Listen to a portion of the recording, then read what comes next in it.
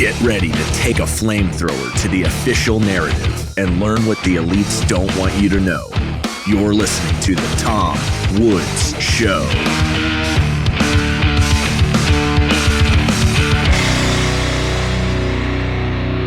Hey everybody, welcome back to The Tom Woods Show, episode 2521. I have pulled our old friend Scott Horton out of hibernation. I don't know what term we'll use to refer to somebody who is feverishly working on a book he wants to finish as soon as possible, but that is our friend Scott Horton.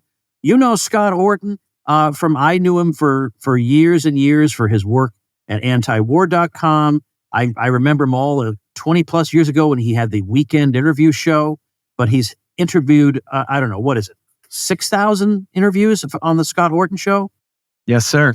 Yeah, absolutely crazy. And then still doing anti-war radio, KPFK 90.7 Los Angeles still? Yes, sir.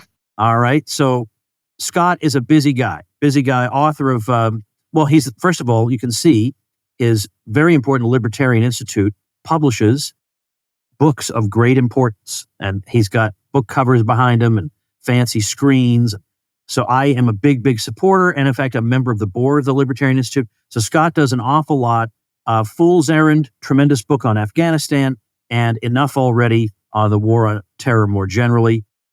So Scott, we got to talk about, I have Daniel McAdams also coming on this week, and I got to not figure out surgically how not to have you guys overlap too terribly much. But I want to talk to you in particular because all of a sudden, so I was watching the Republican convention just because out of curiosity, I want to see what's going on.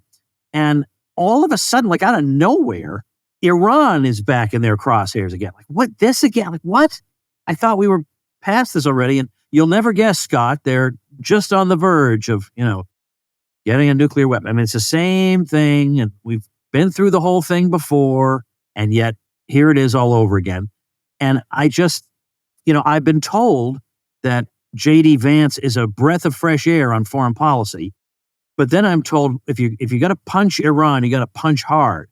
And I'm thinking, Iran's not even, if people weren't bombarded 24 hours a day with propaganda, they would not say, we're probably going to go over there and bomb Iran. This is not the way normal people think. So I want to talk to you about it. Yes, he's had some pretty sensible things to say about Ukraine, but that's so he can send the weapons to Taiwan. That's America first for you. Taiwan's going to get the weapons, but there you have it. So let's talk about this. Is there anything in the news over the past however many months that would justify this abrupt return to anti-Iran hysteria? Where do you think it's coming from?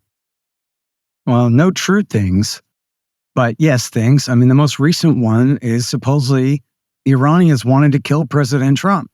It was just a coincidence that this kid in Pennsylvania tried to kill him, but that they had, and people, when this came out last week, Tom, people just believed it. I don't know how it works. It's like you show them a silver coin and they're just hypnotized.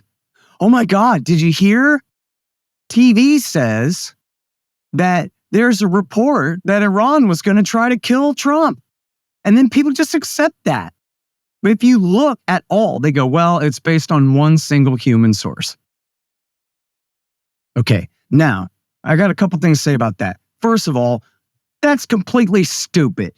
There is no way in the world that the Ayatollah put out a hit on Donald Trump, because that's how he wants to start a war that he's guaranteed to lose with the United States of America, that could end up with Tehran getting nuked off the face of the earth by murdering a presidential candidate. Only if you believe in some ridiculous cartoon version of the Ayatollah Khamenei that is not the actual man himself. You can say all kinds of things about him, but he's clearly cautious on foreign policy, especially in how he deals with the United States of America. So the idea that he would do something like that, people ought to be absolutely just Kevlar-coated titanium bulletproof on this. That's obviously a bunch of crap, okay? And their single source probably comes from the MEK, Mujahideen cult, communist terrorist cult, or the Israelis, but it's definitely not true. But my second thing to say about that, Tom, is that as far as the Secret Service goes, I really don't care how not credible a rumor is. If there's any rumor of someone going around trying to kill our president or our major party presidential candidate, they should have absolutely had security up to the eyeballs for that. And I don't care how non-credible the rumor is. From the Secret Service's point of view, credible enough, should be. Leave it to, the others to decide what the foreign policy response is going to be. But as far as protecting the president, absolutely, that should have put them to beyond red alert. I don't care. Let them go to infrared alert to protect somebody running for president of the United States from murderers. I don't care. And based on the flimsiest of pretexts. But I'm just telling you and your audience, don't believe it for a minute. It's just crazy to think so. The other thing is that they have accumulated a larger quantity of 60% enriched uranium than they'd had before, which is just diplomatic hardball. I mean, in all these years of talking about this, Tom, I've never told you that Iran will never, ever, definitely ever get a bomb. Because that's not the argument. The argument is we should not force them to try to get one when so far they have refrained from trying to. We know that they are not making nuclear weapons. They do not have a secret parallel nuclear weapons program, and their nuclear electricity program that they do have is completely above board and safeguarded by the IAEA. Now, Trump, under the influence of Benjamin Netanyahu, pulled out of the Obama nuclear deal of 2015, which had expanded inspections and restricted their program to a great degree. And when Trump broke the deal, the Iranians stopped abiding by it, although they did not officially withdraw from the deal. It signed with the entire UN Security Council that they made the agreement with. And so they have ceased abiding by its restrictions, but actually says in the deal that they can do that if the Americans break the deal or anybody else breaks the deal, that they can stay within the deal but stop abiding by its actual restrictions. So they have gone ahead and begun to stockpile much more 60% enriched uranium-235, which you can't make a nuke out of, but you could take as like a subtle threat that I got bullets in one pocket and a revolver in the other. Don't make me go ahead and get to the point where I'm making bombs out of this uranium here. It's a latent nuclear deterrent is what they've got. And it's our government's job to not turn it into a real nuclear deterrent by putting too much pressure on them for no good reason, which is the kind of thing that our government likes to do. So those are the only real things in the news that they've done to us. The other major thing in the news, Tom, is they just elected a new president because their previous president, who was a bit of a hawk, died in bad weather. I don't know of any credible reports or rumors that he was assassinated. Seems like his helicopter crashed in bad weather back in May. They held a special election. The Ayatollah gave his nod to a guy who's a surgeon and a doctor, the former health minister, and is widely known as a reformist who wants to get along, not just with Russia and China, but with the European Union. Obviously not going to put America first there, but wants to get along with the West, is known as a reformer. And I was just reading today in the Times piece on him that he's basically the guy of Javad Zarif. I said that wrong. Javad Zarif, sorry for the J and the Z switch up there, who was the extremely moderate, American-educated foreign minister who made the Iranian nuclear deal with John Kerry back in 2015. And so these are, in other words, the Ayatollah is clearly signaling here that he does not want confrontation with the West or the United States. This is just like, giving the nod to Rafsanjani and Khatami back in the 1990s and early 2000s, that unlike, say, for example, Ahmadinejad, who is a big firebrand and always talking smack and increasing tensions, this is a move in the other direction. So then, to the point, then what is the deal? What is J.D. Vance's problem? This whole thing begins and ends in Tel Aviv. It's Israel that has a problem with Iran and the Shiites, not really America. They haven't done anything to us since they overthrew America's sock puppet dictator over their country back in 1979.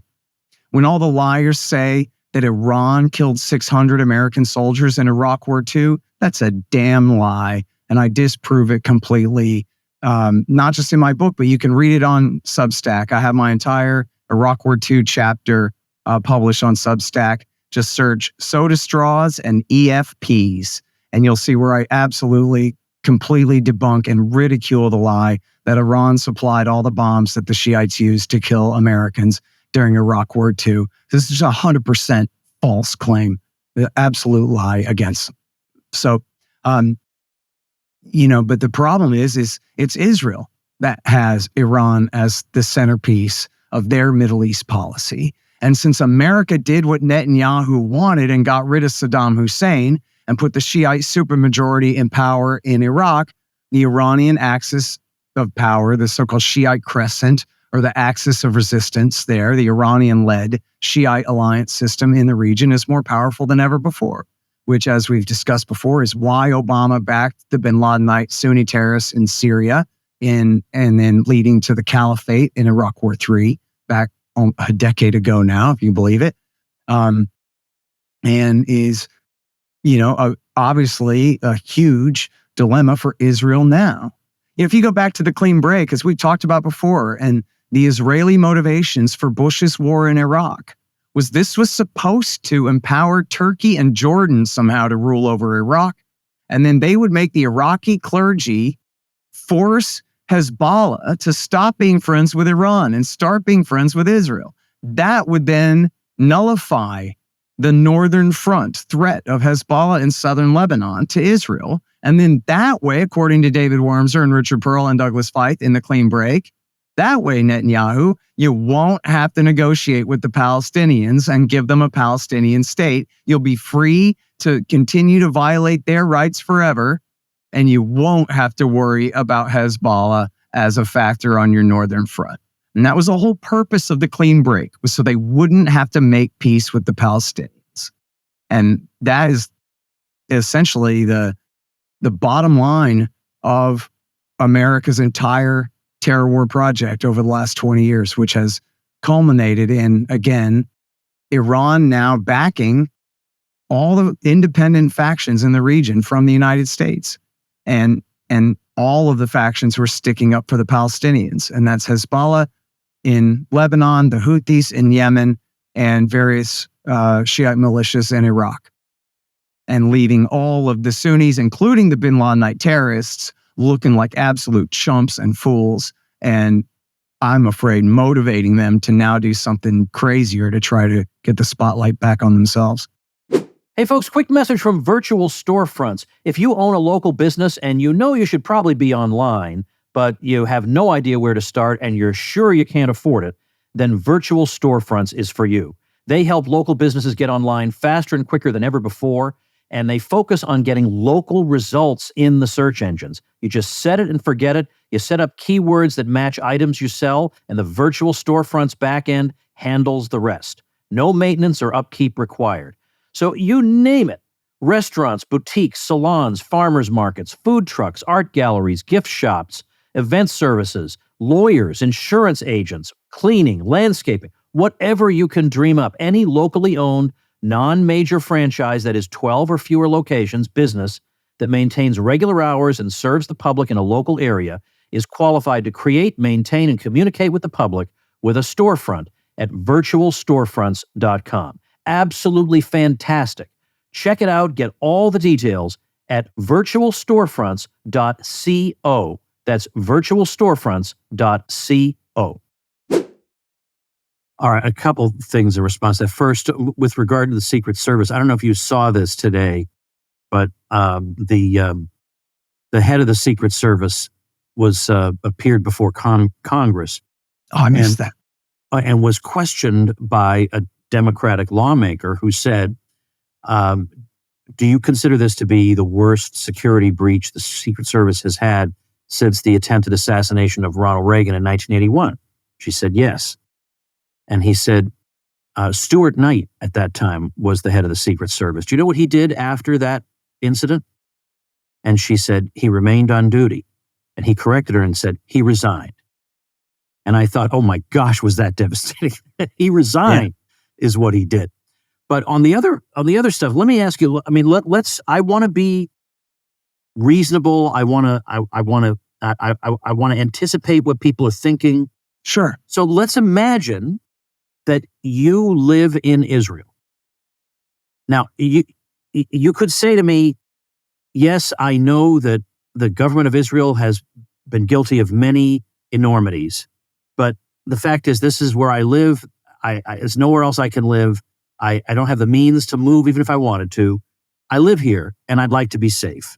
And I feel like my world would be safer if Iran were indeed in the crosshairs, at least figuratively, of the U.S., because maybe it would tame them and keep me safer. Why would I be wrong to think that? Well, because of history. Look, after the revolution of 1979, Israel stayed friends. The Likud, Menachem Begin, stayed friends with Iran all the way up until it was the peacenik, Rabin, in 1993, who turned on Iran and broke that alliance. That's why, Tom, when Ronald Reagan was selling missiles to the Ayatollah during Iran-Contra in the 1980s, now everyone I think knows, and they should know, America backed Saddam Hussein in the Iran-Iraq War. Jimmy Carter gave Saddam the green light to attack in the first place, and America supported Saddam Hussein throughout the 1980s.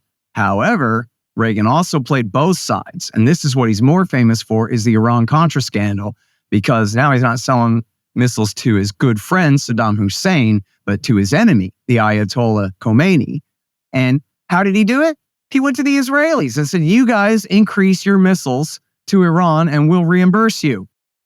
Right? Because the Israelis were still friends with the Iranians all the time. And for people who are interested in this subject, I beseech you to read Treacherous Alliance by Trita Parsi. It is such an important book. And it's this PhD thesis that he developed into a full-scale book. It's the Treacherous Alliance, the secret history, very close, the secret history of America, Israel, and Iran, with, of course, the poor Iraqis stuck in the middle the whole time. And it is just such a fascinating read. And you can see where whenever the Ayatollah, this is like in the 80s, whenever the Ayatollah is shaking his fist and going, you Israelis, I'm going to get you, that was only cover because he was receiving a giant shipment of missiles that week. And they're just spinning it the other way. And then why did Yitzhak Rabin turn on Iran? Was it because Iran started backing Hamas and terrorists in Palestine? No, that's not why. It's because he had just a strategic shift in Israeli foreign policy from what had been called the strategy of the periphery, which meant we want to be friends with the Turks, the Iranians, and the Ethiopians in order to divide all of the closer states, so that the Syrians, the Iraqis, the Egyptians have to divide their forces and their attention from, on one front, Israel, but also their other neighbors on their other side, right? Does that make sense? You picture in the geography in the region there? This was called the strategy of the periphery. Well, Yitzhak Rabin said, no, we're changing that. Again, this is in 93. This is 14 years after the Islamic fundamentalist revolution under the mean old Ayatollah Khomeini with the big dark circles around his eyes, the one what oversaw the burning of our flag and the taking of our hostages, that guy. They got along just fine. It wasn't until 93, which he died in 89. The current Ayatollah took over in 89. Khamenei is his name. A much more reasonable gentleman on the face of it anyway, and has been in practice, actually, all these decades. But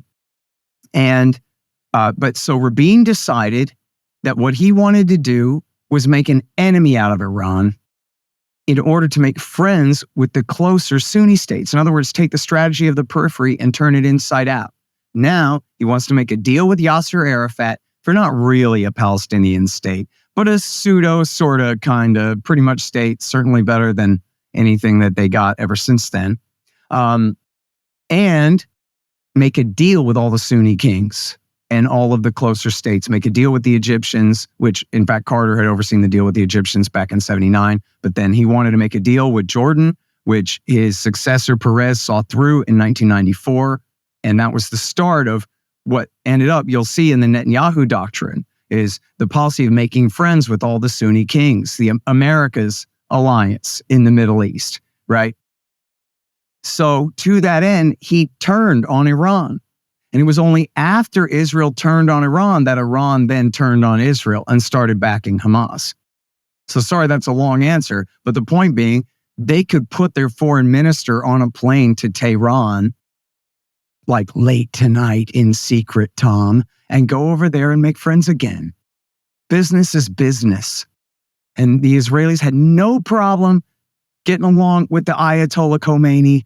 They could certainly get along with Khamenei now.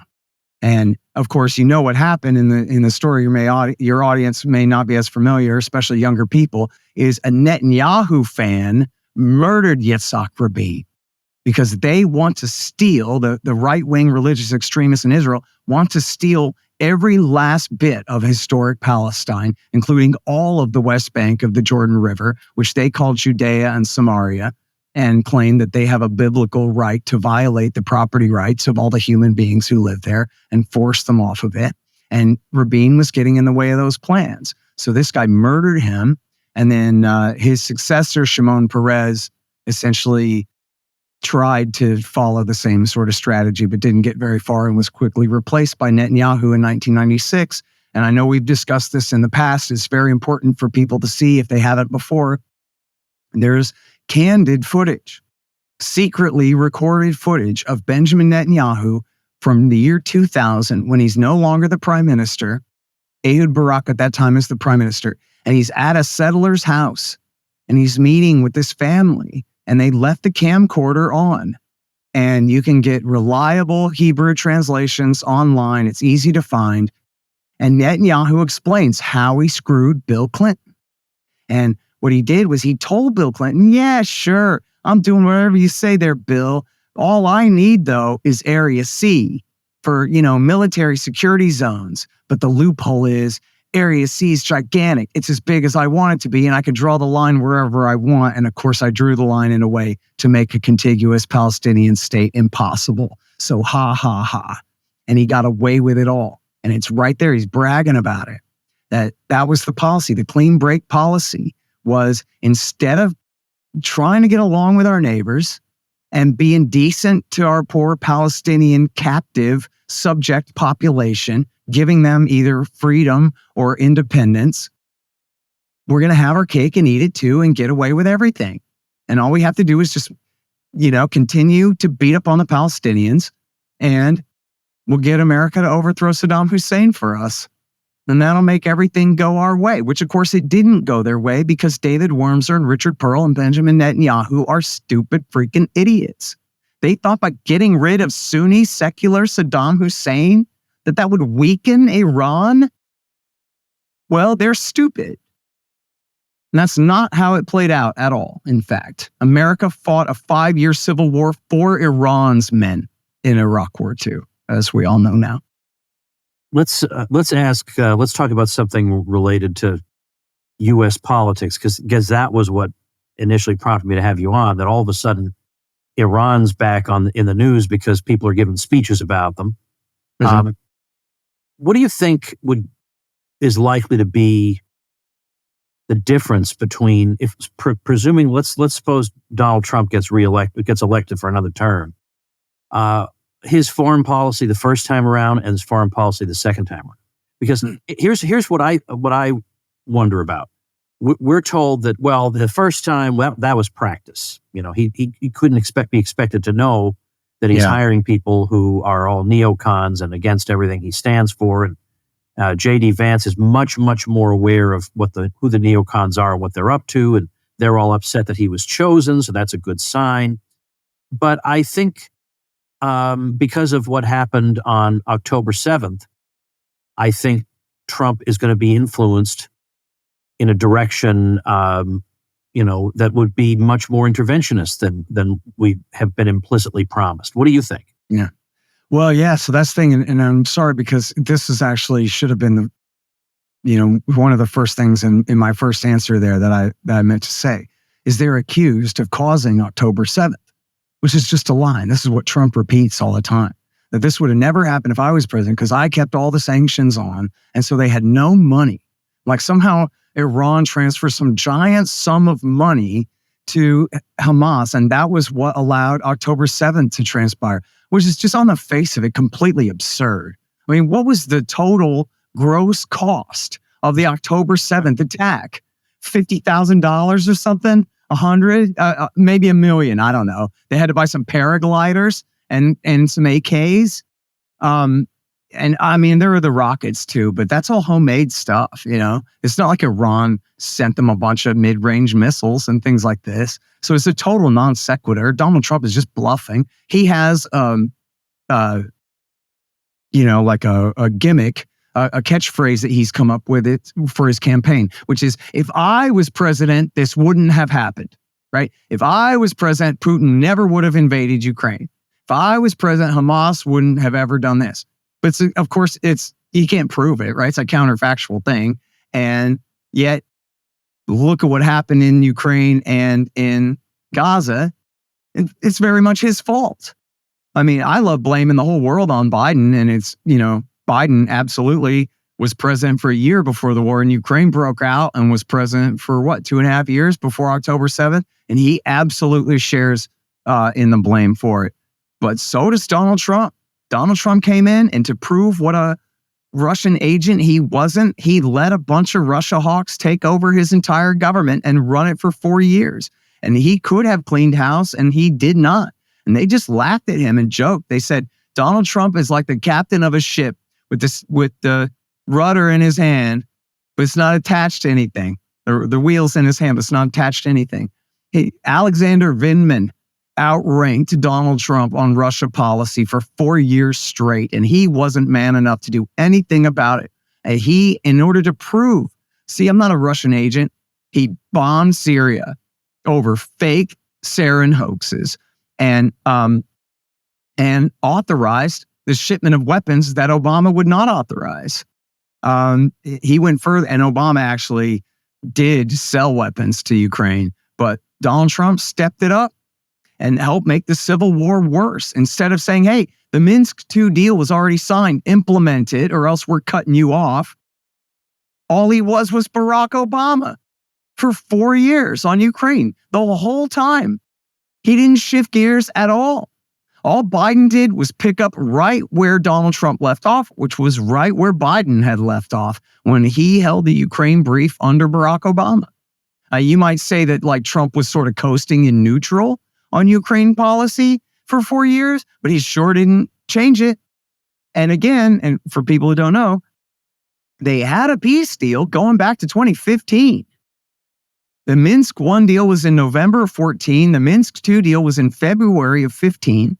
And Donald Trump, if he, read anything about it or hired anyone who was loyal to him and cared at all, might have explained to him, we have a peace deal here. We can end this civil war right now if we will lean on Ukraine to live up to their side of the agreement, that they are the ones who are there breaking it. The Russians were not in violation of Minsk II. It was Kiev that was refusing to implement the thing, period. And the book's coming. If you need all your footnotes, you're going to have to wait. But anybody can look it up for yourself and see where, the Germans and the French were intervening over and over to try to figure out a way to get Kiev to implement the dang deal. Was Donald Trump doing that? No. Now, to October 7th, it's even worse. You want to talk about money to Hamas? It wasn't Iran. It was Qatar. But Qatar's an ally of the United States, and they're kind of friendly with Iran because they share a gas field, but they're part of America's Gulf Cooperation Council. They are part of the axis of American power in the Middle East with Saudi Arabia, Bahrain, UAE, Israel, Turkey, and Jordan, Egypt. They're our guys. Why is Qatar giving billions, not even millions, billions to Hamas? It's because America, under Donald Trump, and I don't know, I guess back to Barack Obama, certainly under Donald Trump, and Benjamin Netanyahu had a policy of supporting Hamas. And this was one major half of what's called the Netanyahu doctrine. So first of all, on this part of it, it was supporting Hamas. Why? To divide and conquer the Palestinians. We discussed this on the show last fall, but if people want to go back and look, there's an article by Connor Freeman from the Institute and antiwar.com and myself. It's called Netanyahu's Support for Hamas Backfired. And what it is there's basically a two-pronged approach here. One is Israel backing Hamas, urging Qatar to bankroll Hamas, including sending the head of Mossad there just weeks before October the 7th, Tom, in September of 23, to go and lean on Qatar, because Qatar didn't want to give more money to Hamas. I'm pretty sure this is the Wall Street Journal.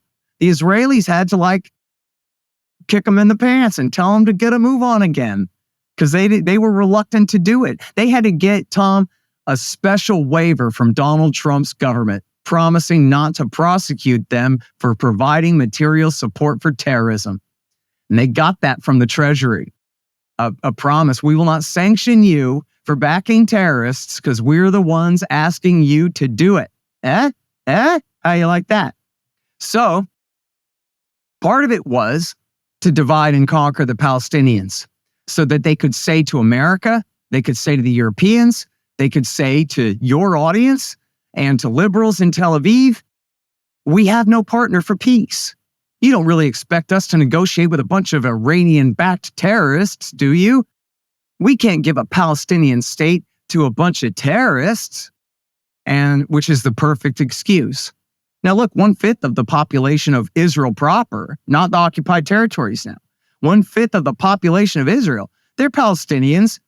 They don't suicide bomb people all day and cut people's heads off and act like terrorists. Why?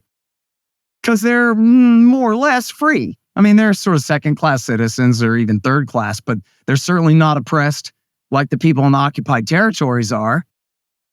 And they get along just fine. Okay? So there's nothing inherent with being a Palestinian that makes people violent. It's that they're being occupied. All right, but let me jump in here. Sure. I want to drive you back to my question. Do you think the likelihood is a significant likelihood that under a second Trump term, the foreign policy would be worse? And if so, why?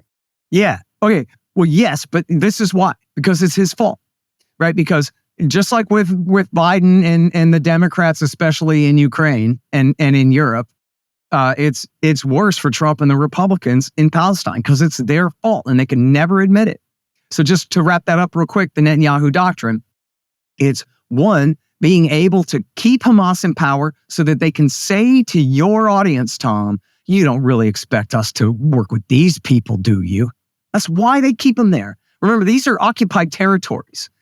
Israel owns the chessboard. Hamas is just a piece on the board, right?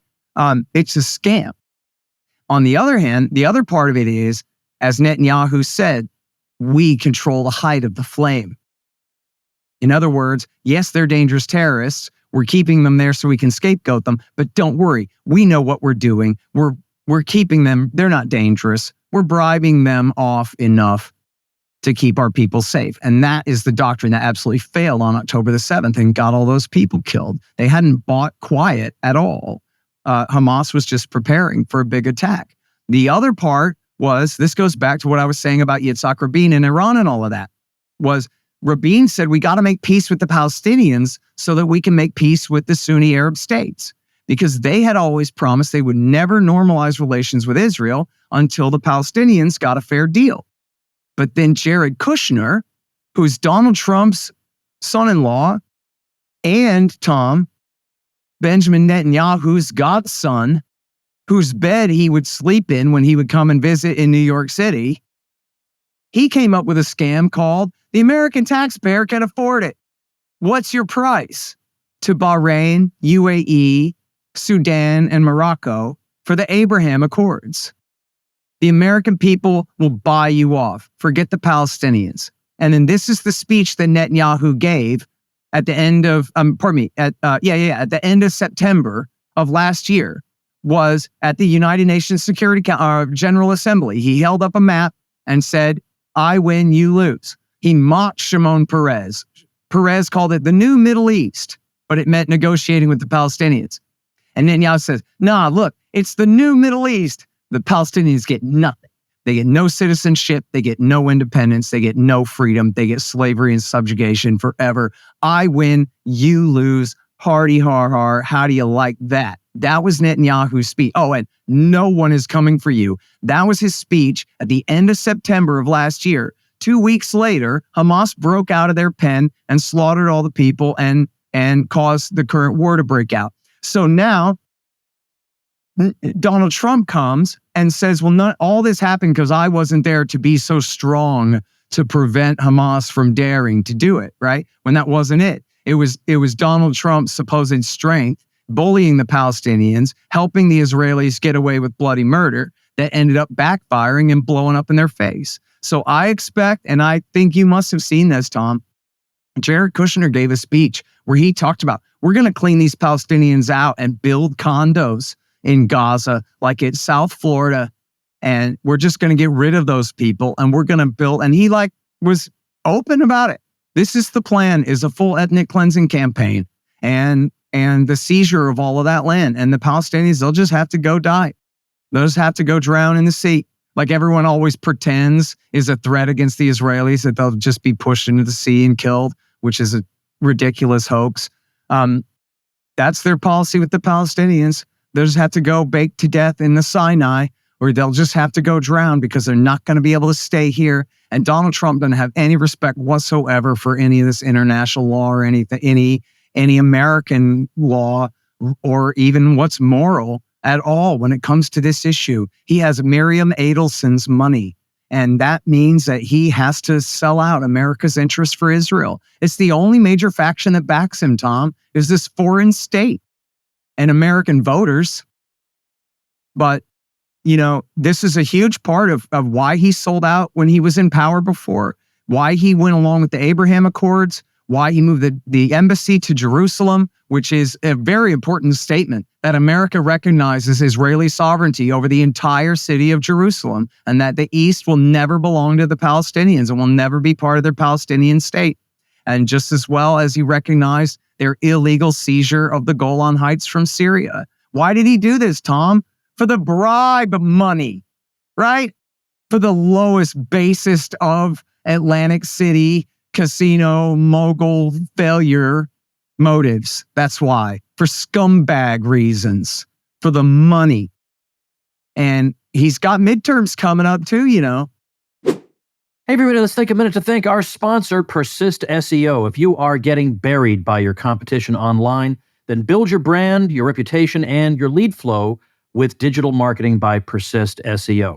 If you are a small local business trying to compete against large companies in the service industry, then increase your visibility with Persist SEO. Or what if you have low or no leads coming in on a consistent basis? Well, then website search engine and conversion optimization can help move the needle to a more prosperous business model for you. Are you tired of cold calling and networking, meeting places getting shut down? Use your website as a lead generation engine. Or what if you're not showing up for your services in the search engines? Well, get found with Persist SEO's expert search engine optimization.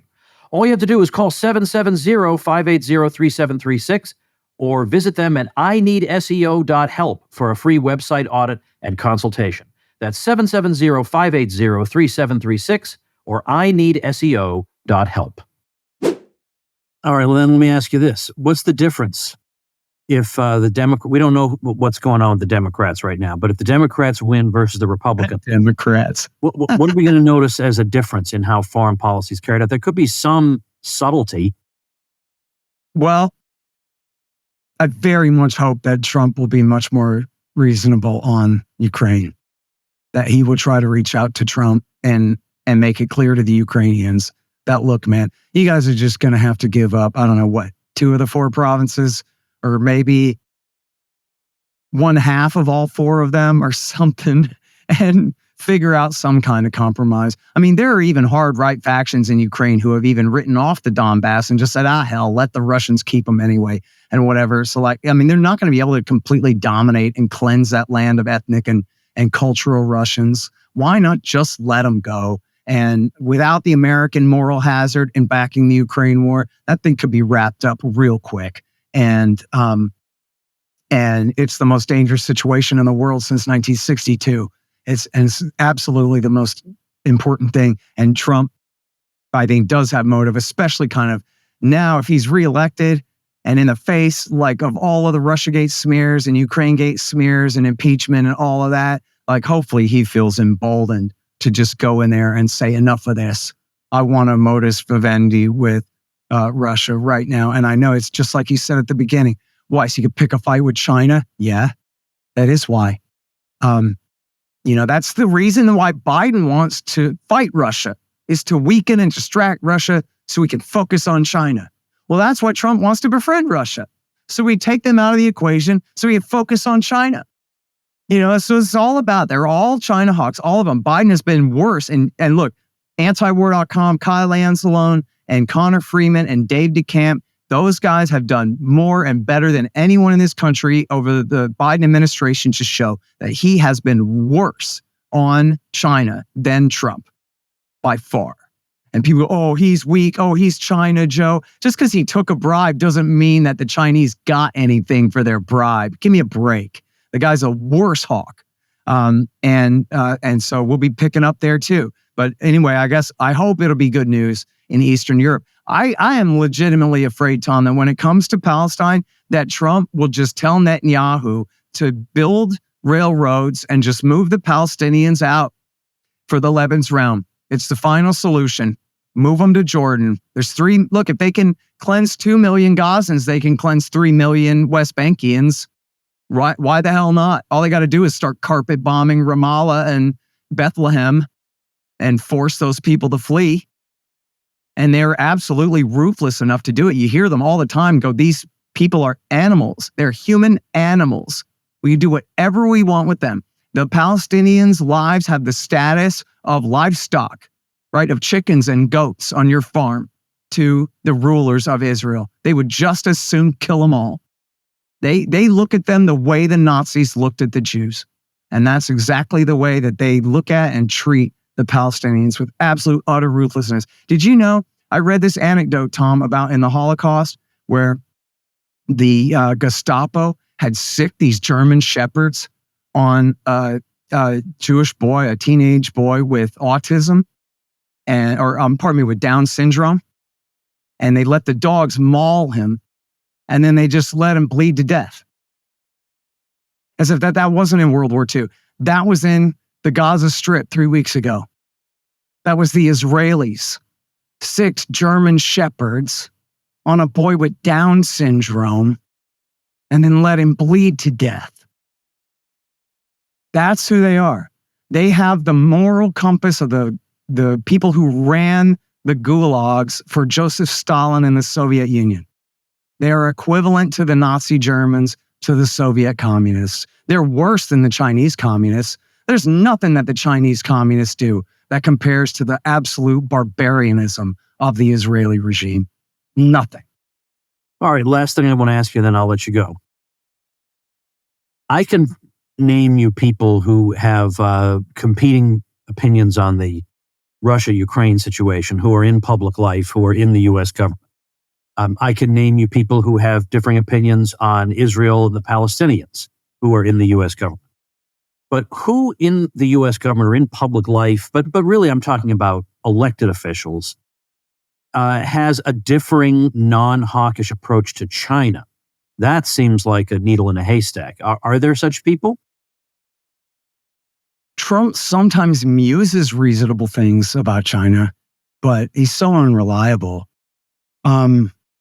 But no, man, you know what? And it's all just, as you know, it's just a pure public choice theory type thing. It's in everybody's interest to act like a tough guy about something. If they're going to call you weak on this or weak on that, you got to be tough on something. So everybody just picks on China. They're the piñata that everybody gets to beat up on and be a hero for it, essentially, right? For their own public relations. But I mean, honestly, and this goes back, if you go back to late W. Bush years, early Obama years, you can see, you know who's leading this? It's the U.S. Navy, right? It's not even the Taiwan lobby. It's not even, whatever academics or think tankers. It's the Navy themselves who are who succeeded in building up this alarm. But think about what you know about the Navy. It's probably the most corrupt organization of the world after the government of Ukraine, right? They just got this whole huge fat Leonard scandal. They built the literal combat ship and the other, ship that are completely worthless. The F-35s of the sea that are all being decommissioned right now, wasted billions of dollars on just pure graft and corruption. The USS Gerald Ford can't even catapult a plane into the sky or communicate with an F-35. The whole thing, the U.S. Navy is the biggest grift on the planet. And why are they hawking it up against China? Because big ticket items, ships and planes and promotions. It's in their interest. Doesn't mean it's in the interest of the people of this country at all. And, it's a shame. I don't know that China's building up their Navy, but why? Their entire doctrine is called anti-access area denial. In other words, they're building up a massive defensive naval fleet, not a deep water fleet to control the 7 seas. That's obviously America's terrain, but to keep us out of there, to make sure that if it does come to a war with Taiwan, that we won't be able to intervene. And they're already way past the point, by the way. There's this great guy, you'd love him. I don't know if you ever read this guy, Tom, Lyle Goldstein, who was at the Naval War College, and now he's at Quincy in Defense Priorities. He's a brilliant guy and a real expert on Russia and China both. Speaks the languages, reads all of their defense industry press, and goes and visits Taiwan and checks out their defenses his own self and all of these things. And he's the guy who runs war games. I mean, when he was at the Naval War College, they're running the war games. China will sink our fleet. We can't protect Taiwan. Forget it. There's nothing America can do if China tries to take Taiwan by force. They can keep us out of there. We got our subs, but they got to rearm too often. And they have, cruise missiles and planes and ballistic missiles at range to keep us away.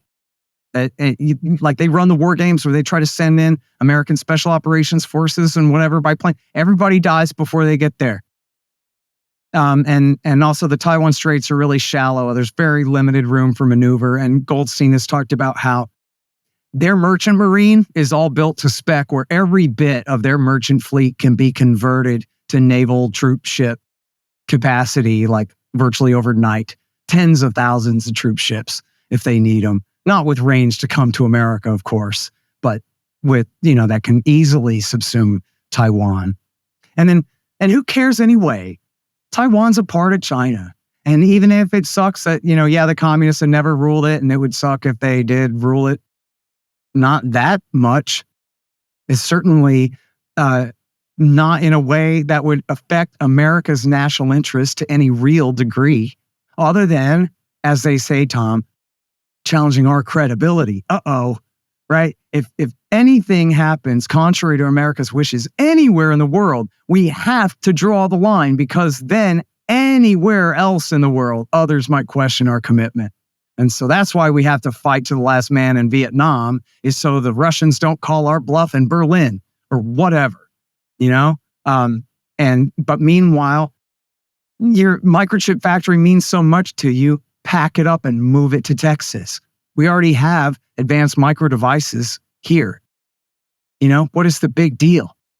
Why would they even build all those microchip factories on Taiwan in the first place if it's such a huge national security liability? That's their bad planning, not my problem. And by the way, China has merely between 300 and 600 nukes, but it's enough to destroy our entire country, destroy all of our biggest cities, wipe our civilization off of the planet. And we're willing to have a war like that over Taiwan? You've got to be kidding me. It's so stupid. It's like having it's no different really than having a war with Russia over Dnipropetrovsk over there in Donetsk Oblast. You don't really care who rules Dnipropetrovsk. Neither do I. Same thing for Taipei, But I think, well, look, we're going to get into a whole other conversation if I pursue that. But I can imagine what people's response to that would be. But I actually want to shift to something that I should have done earlier. Well, let me just add one little addendum on that. Okay, Australia and Japan and South Korea are not part of China. Okay? So I know people are immediately going to their slippery slope domino theory. Oh, if China takes Taiwan, next they're going to invade Tokyo. But no, that's an entirely different question. This would be like if China had been guaranteeing the independence of Catalina Island all this time off the coast of LA. And America decided they're going to finally take back Catalina Island. Piss off, China. It's none of your business. It doesn't mean that America would be coming for China next. It would just mean that we're taking back our island. That's all. All right. Here's what I want to ask you. I should have done this in the middle, and it was my mistake. Yeah, no problem. You are in the middle of your fund drive at the Libertarian Institute. So I want to take the opportunity with you here to emphasize, in case it's not clear already, just how central the Libertarian Institute was to getting my book, Diary of a Psychosis, out to the public, which of course, my COVID book. The work you guys did, the talent that you have that helped get that thing into shape. I don't mean to sound like a jerk, but I've been around publishing a long time and writing and editing for a long time. And very often I get an editor and I'm a better editor than the editor. And so I have to explain to the editor, well, actually, you write it this way rather than that, or you use this symbol rather than that one. Not with your guys. They knew way more than I did. And that was a really pleasant surprise, I'll say. So that has been, and so I have the website diaryofcovid.com. You can get the book through me now. I'll actually ship it to you for just what it cost me to get it and send it out to you. I won't make any money on it. I just want you to have it. So cool. Diaryofcovid.com is that website. But I want you to tell us about the Libertarian Institute. Yeah. Well, thank you very much for saying that, Tom. That's great. And that's Ben Parker is our great editor, and Mike Dworsky does our production for our Kindle books, who also was such a great help there. And on so many of our books in the past too. And Andrew Zapenter too, who helped with the final version of the cover art, as well, those guys. Anyway, look, the whole Institute is, I almost don't know what to say. I'm so proud of the thing. It's like I said about my show all the time, Tom, that like, I'm really not that great of a broadcaster. I don't have the deepest voice or the best grammar and diction and whatever. Sometimes I have a hard time forming a question as I ramble and try to get to some point. But man, do I have a great taste in guests, and I always have.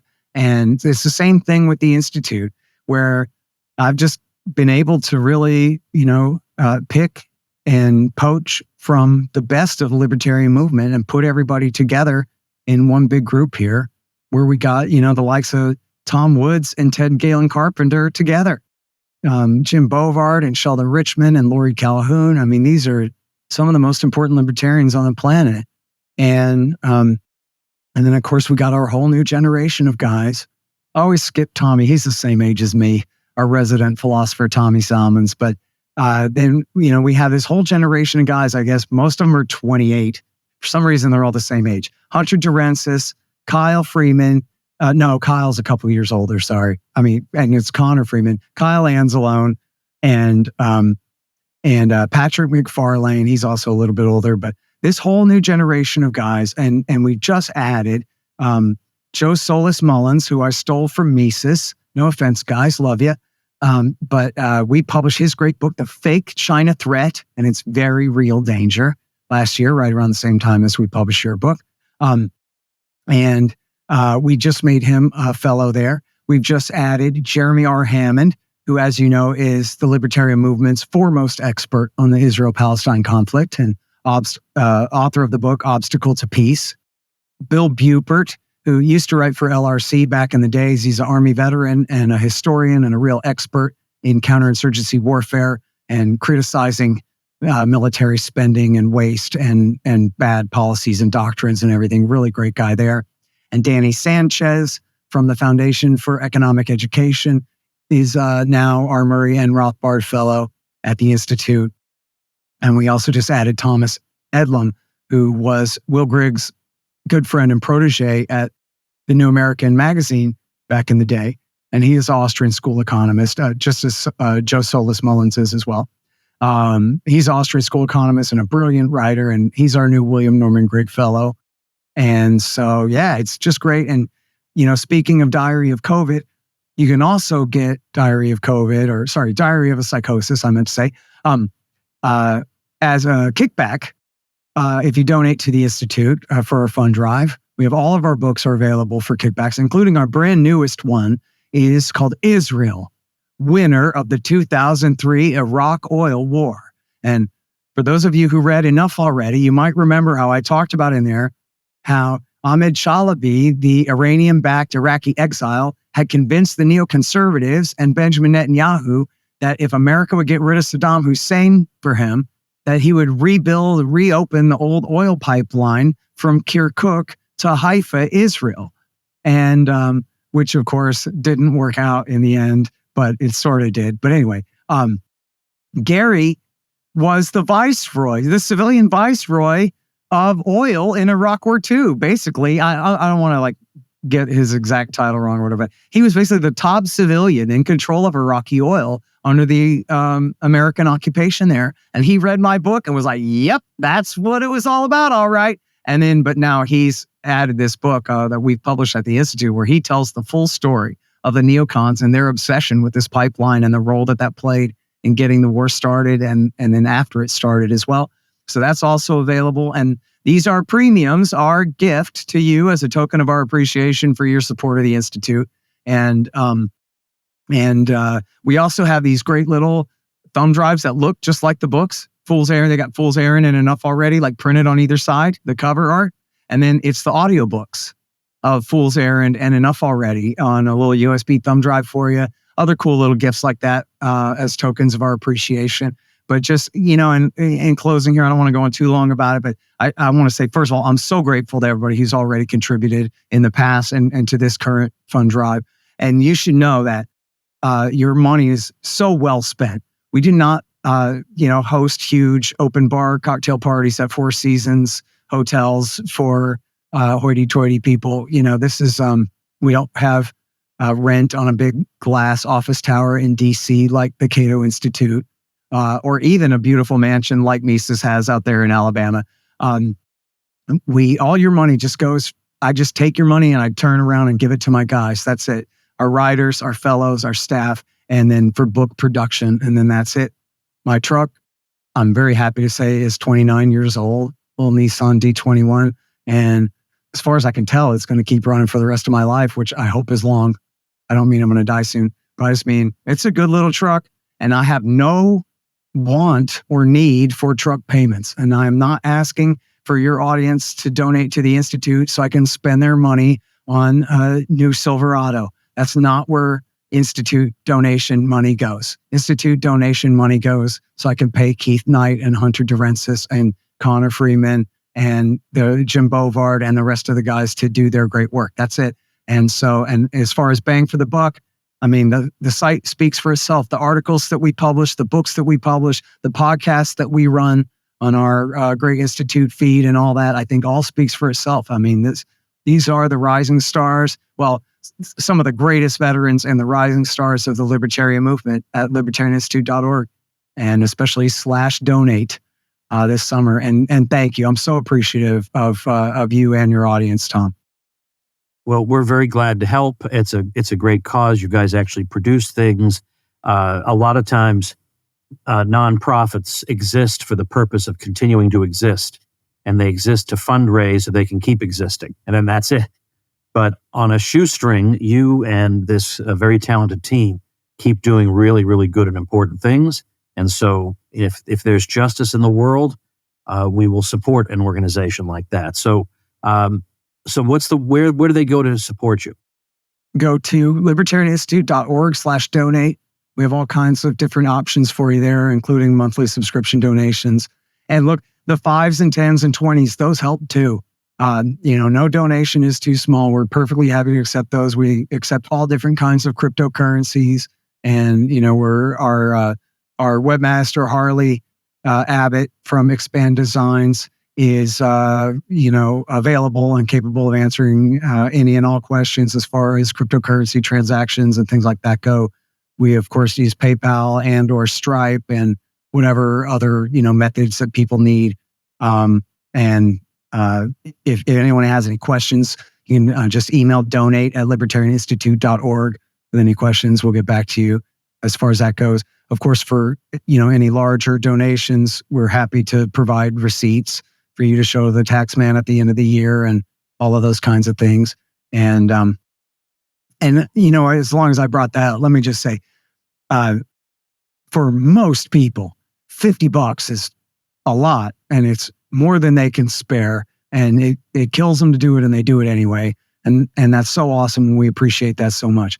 There are other people who, due to the theory of marginal utility, to them $50 ain't so much. And in fact, even $50,000 is like, man, I don't know, I could make another $50,000 in another little while, just an interest on the other money that I already have.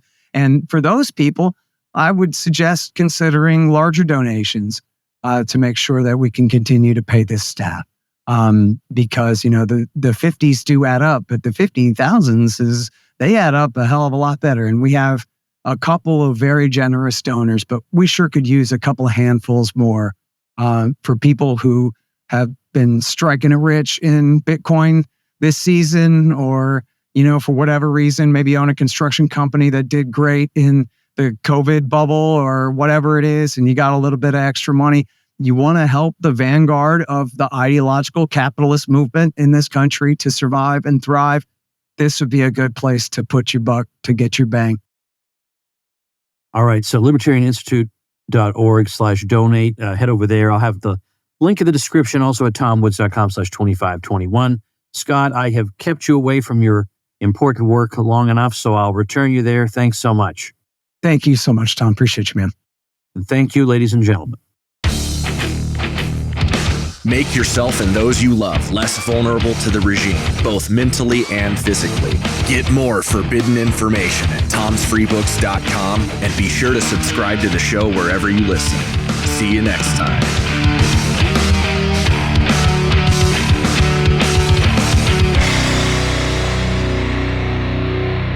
Like the sound of The Tom Woods Show? My audio production is provided by Podsworth Media. Check them out at podsworth.com.